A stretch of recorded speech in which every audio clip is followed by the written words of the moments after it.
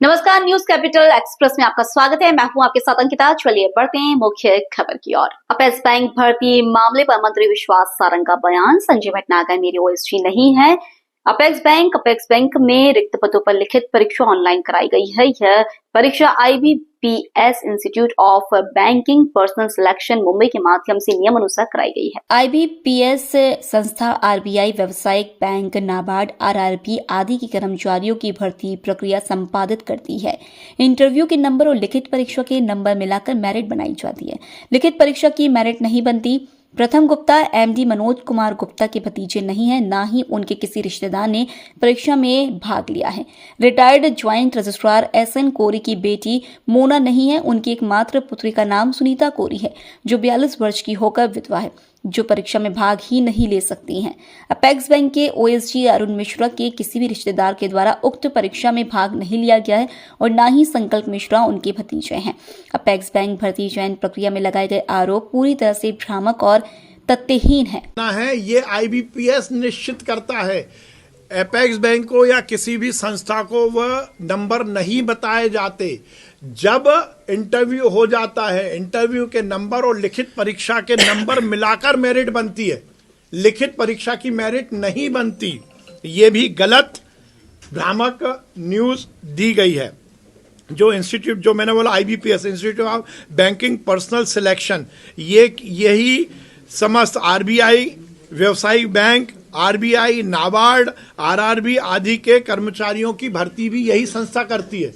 नाबार्ड की भी करती है, RBI के जो प्रशिक्षार्थी होते हैं उनकी भी यही परीक्षा करती है। इस तरह से कहीं भी किसी भी तरह का कोई बात नहीं है। मुझे आश्चर्य है कि मेरा नाम इस बात पे लिख दिया गया कि मेरे OSD है। OSD तो पता कर लेते, OSD तो लिखित में उसका आदेश होता है। संजय भटनागर मेरे OSD नहीं है। अपेक्स बैंक के MD के भतीजे ने परीक्षा में भाग ही नहीं लिया।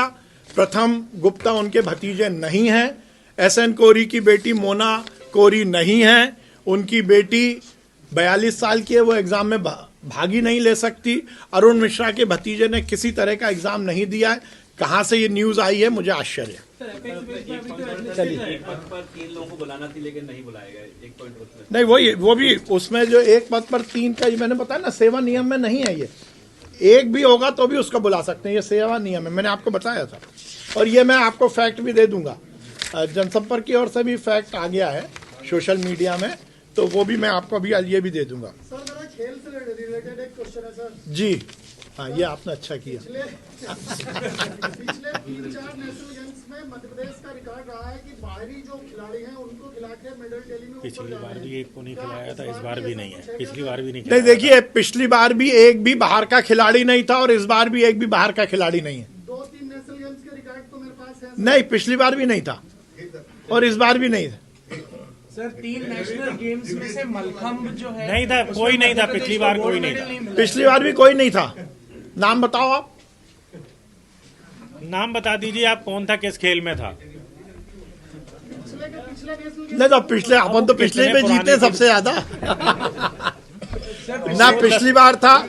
और एक बात और मैं बता दूं, वैसे नियम में भी 20% खिलाड़ी लेने का नियम है, पर इस बार ये हमारे लिए बहुत बड़ी उपलब्धि है कि हमें जरूरत ही नहीं है। अब हमारे 100% खिलाड़ी मध्य प्रदेश के हैं और पिछली बार भी जो थे वो 100% मध्य प्रदेश के थे। उन्हीं ने 112 पदक जीते हैं। पिछली बार भी बाहर के नहीं थे, इस बार भी बाहर के नहीं है।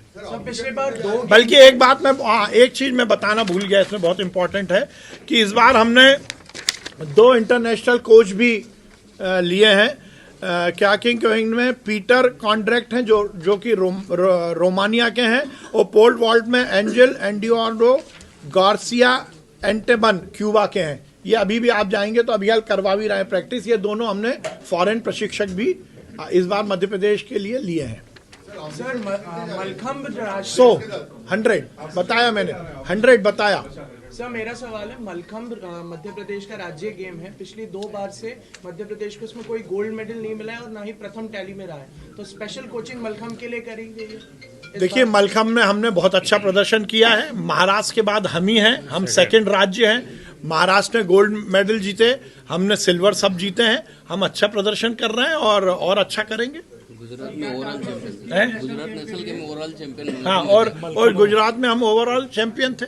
पिछली बार मलखम्ब में महाराष्ट्र था, और वैसे भी हम बहुत अच्छा काम कर रहे हैं। और मलखम्ब के लिए हम उज्जैन में एक एकेडमी भी बना रहे हैं, मलखम्ब एकेडमी। क्या टारगेट फिक्स किया सर इस बार नेशनल गेम में?